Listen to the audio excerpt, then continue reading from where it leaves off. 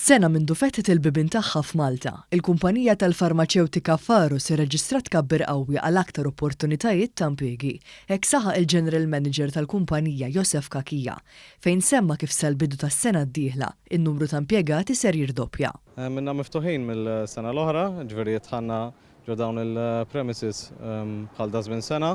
Bdejna core team ta' 45 impjegat, bħalissa qegħdin 65 impjegat, ġifieri hija żdiet mhux ħażin ix-xogħol, naraw li wkoll ħanżidu min-naħa ta' manifattura, ħanżidu l-ippakjar tal-prodotti u dak għandu jseħħ għall-bidu tas-sena d-dieħla sewa naraw li sas-sena d-dieħla nkunu ma' 90 impjegat. Il-kumpanija Pharos li għandha oriġini Griega tispeċjalizza fir-riċerka u l-iżvilupp ta' prodotti farmaceutiċi li għandhom x'jaqsmu mal-onkoloġija, HIV kif ukoll għas-sistema tan-nervituri. Id-direttur kummerċjali Theodor Panagopoulos qal li l-għażla waqgħet fuq pajjiżna għaliex għandna gvernbil-fatti huwa favur in-negozju. Malta is a pro-business country, at least that's how we perceive it.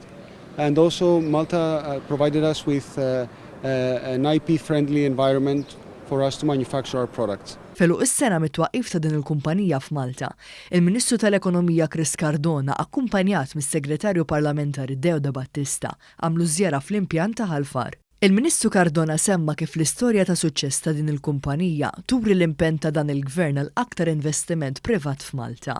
Il-Ministru semma kif fi żmien gvernijiet nazzjonalista b'kollox għalqu 60 kumpanija tal-manifattura fejn ta' kull sena mal-elf ħaddim kien jesperjenza xokk f'ħajtu meta l-imgħallem kien jagħlaq il-bibien. Għal-kontlarju, għall il-gvern ser ikompli jkun ta' appoġġ lejn investiment privat b'mod partikolari s-settur tal-manifattura.